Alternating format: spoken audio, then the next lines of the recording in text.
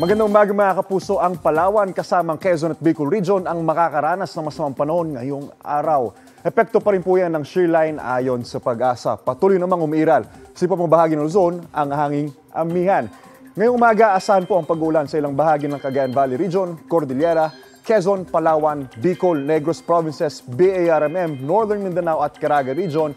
Base po yan sa rainfall forecast ng Metro Weather. Pagsapit naman ng hapon, uulanin na ibang panig ng ating bansa.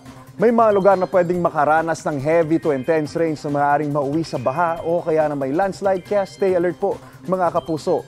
Posible rin ang ulan ngayong araw sa ilang bahagi ng Metro Manila.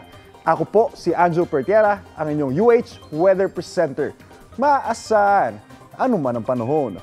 Know the weather before you go para mark safe lagi, mga kapuso. Mga kapuso, know the weather before you go at mag-subscribe na sa GMA Integrated News sa YouTube. Para sa mga kapuso natin sa abroad, bisitahin ang GMA Pinoy TV at www.gmanews.tv.